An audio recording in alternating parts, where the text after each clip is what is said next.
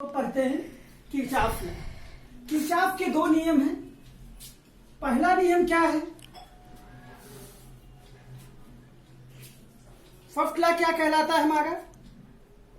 First law कहलाता है law of junction. क्या कहलाता है? Law of junction.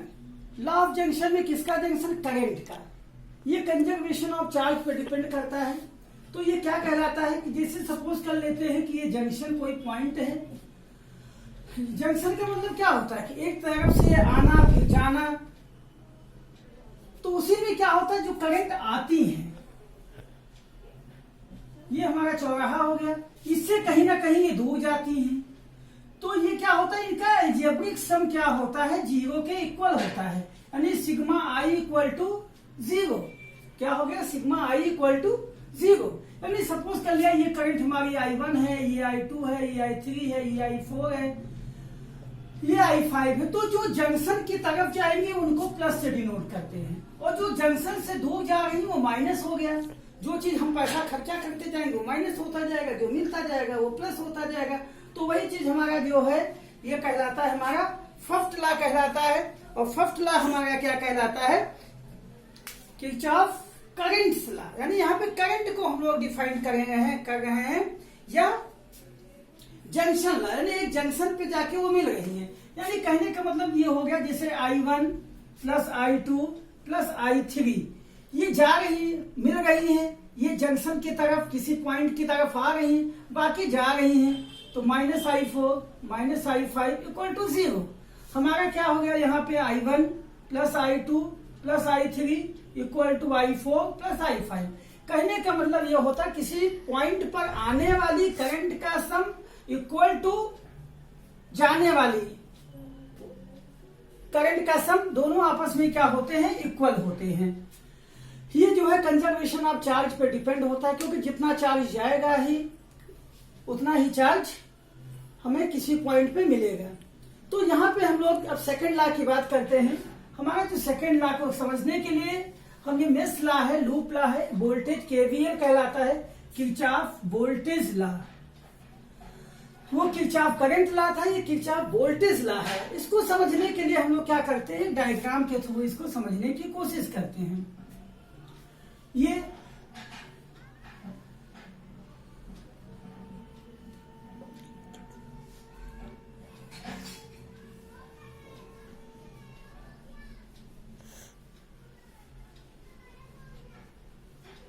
इस तरीके से हम ये देखें, ये हमारा एक मेश बन गया। ये क्या बन गया?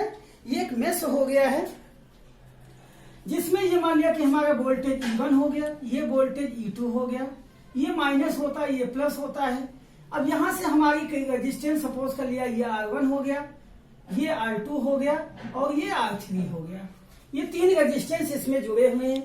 यहां से करंट गई, करंट की डायरेक्शन ये है, यहां से आई। इसका नाम दे दें हम, क्या नाम दे दे? A B C D E F। इस तरीके से ये हमारे चार पॉइंट हो गए। हम लोग क्या देखते हैं? ये पॉइंट E पे जो आ रहा है, तो ये करंट यहां से भी आया और ये करंट ऐसे यहां से भी गया। प्लस से माइनस की तरफ करंट फ्लो होती है, ये यहां पे आया। ये करंट यहां से क्या होगी? फिर इधर ऐसे जा रही है। तो हम लोग क्या देखते हैं? इस पॉइंट पर हमने पढ़ा ना फर्स्ट लॉ क्या कहता है? Law of junction. किसी पॉइंट पर मिलने वाली समस्त धाराओं का बीजगणितीय योग शून्य होता है। ठीक, यानी कि हमारा जो ये करंट यहां से हमारी जो चली, इस करंट को हमने क्या मान लिया? ये I1 हो गया। यही करंट यहाँ आई I1, ये आई I1, यहां से चली I2, ये यहाँ I2, ये यहाँ पे I2। अब यहाँ पे जाने के बाद ये इसके दो रास्ते हो। मान लिया कि यहाँ पे जो करंट हमारी I3 जा रही है, तो यहाँ पे हमने क्या देखा? ई पॉइंट पे, इस पॉइंट पे जो आ रही है ये प्लस, I2 भी आ रही है प्लस, और इससे दूर जा रही है minus, I3 equal to zero. तो हमने क्या देखा? हमारा जो I3 हो गया वो I1 प्लस I2 के इक्वल हो गया। इस I3 को इधर रिप्लेस करा दिया, तो ये हमारा जो I3 है वो हमारा I1 करंट और I2 करंट के इक्वल होगा। यानी इसमें जो करंट जाएगी वो इसकी वजह से भी जो करंट जा रही है और इसमें के वजह से भी जो करंट जा रही है, ये हो गया। अब हम लोग फर्स्ट मेश लेते हैं। हमारा जो फर्स्ट मेश है वो क्या कहता है? इसका नाम दे दें, अगर जो हम लोग कहां से दे दें, सी डी ई बी या कुछ भी दे दें, यहां से चले, कहीं से भी हम लोग चल सकते हैं, यहां से भी चल सकते हैं, D C B E D, यहां से इच्छा हो, जहां से चले वहीं पहुंच जाएं, D C B E D, जहां से चले वहीं पे आ गए। अब इसमें हम क्या देखते हैं, करंट की डायरेक्शन यही है, हम भी अपनी एक डायरेक्शन सपोज कर लेते हैं, हम भी अपनी एक डायरेक्शन सपोज कर लेते हैं। अच्छा, इसको सॉल्व करने से पहले हम एक रूल्स देखते हैं। हमारी डायरेक्शन और अगर जो करंट की डायरेक्शन दोनों सेम है, ठीक है, यानी कि करंट की डायरेक्शन ऑफ करंट और हमारी जो करंट है, जो हमने सपोजिंग करंट डायरेक्शन है, वो दोनों अगर जो सेम है तो हमारी जो साइन होगा वो माइनस को हम लोग लेंगे। क्या होगा, माइनस, यानी जिधर हम जा रहे हैं और उधर ही करंट भी फ्लो हो रही है, तो हम लोग क्या होगा, माइनस होगा, क्योंकि हमें कम फोर्स लगाना पड़ेगा, कम वर्क करना पड़ेगा। जिधर हवा चल रही है उधर ही हम भी जा रहे हैं, तो हम क्या देखेंगे, हमें कम ताकत लगानी पड़ेगी। लेकिन करंट इधर जा रही है और हम इधर जा रहे हैं, अपोजिट, अब काम क्या होगा, अभी ज्यादा का होगा, तो हमें इसके लिए प्लस करना होगा। इसी तरीके से वोल्टेज का भी देखेंगे, अगर जो प्लस से माइनस की तरफ जाएगा तो माइनस होगा, और माइनस से प्लस की तरफ जाएगा तो ये प्लस होगा। ये साइन रूल्स हमें समझना होगा, इसी के अकॉर्डिंग ये काम करेगा कि हमारी डायरेक्शन और करंट की डायरेक्शन सेम तो माइनस, अपोजिट तो प्लस। तो इसके हम लोग क्या करते हैं, यहां से जैसे हम लोग चलना चालू करें, तो हम लोग कैसे चल रहे हैं, हमारी करंट की डायरेक्शन भी इधर ही है, हमारी डायरेक्शन भी यही है, तो क्या हो गया, I1 R1, यहां पे आए माइनस से प्लस मिला, E1 हो गया। फिर यहां पे आए I1, यहां पे भी गए, क्या मिला, plus I3 R3 equal to 0। नहीं, यहां पे क्या हो गया, सेम है तो माइनस, क्या हो गया, माइनस, क्योंकि हमारी डायरेक्शन और करंट की डायरेक्शन दोनों सेम है, इसलिए माइनस हो गया। इसको सॉल्व कर ले तो क्या हो गया, E1 equal to I1 R1 plus I3 R3।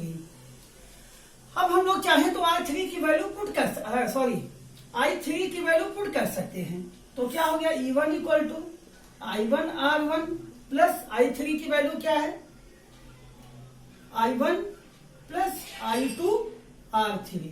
इस तरीके से हमारी पहली इक्वेशन बन गई, हमारी जो पहली इक्वेशन ये हो गई, ठीक है। अब हम लोग अगर जो सेकंड मेष लेते हैं, फिर से यहां से चले, कैसे चल रहे हैं हम लोग देखते हैं, ई बी, क्योंकि करंट की ई बी हम लोग चलते हैं किधर, ई बी एफ बी, हम लोग इसमें चले, ये वाला मेष लेते हैं, किसके लिए भी हम डायरेक्शन सपोज कर लेते हैं, क्या डायरेक्शन सपोज कर लेते हैं, यही डायरेक्शन ऐसे सपोज कर लेते हैं, ऐसे ऐसे ऐसे, इधर करंट की डायरेक्शन और हमारी डायरेक्शन दोनों है, तो ये क्या हो गया, माइनस, यानी कि R3 में कौन सी करंट जा रही है, I3, तो I3 R3 माइनस में, क्यों माइनस में, क्योंकि दोनों सेम है।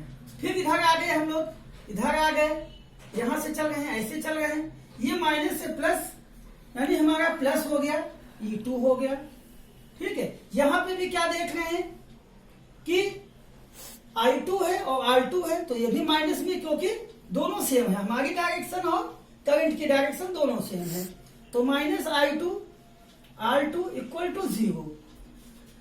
E2 को हम यही रहने दें, बाकी सबको उधर भेज दें, तो क्या हो गया हमारा, I2 R2 plus I3 R3, E2 equal to I2 की वैल्यू I2 ही रहने दें, I2 R2 प्लस I3 की वैल्यू को हम लोग I1 प्लस I2 में कन्वर्ट कर सकते हैं, I1 प्लस I2 R3।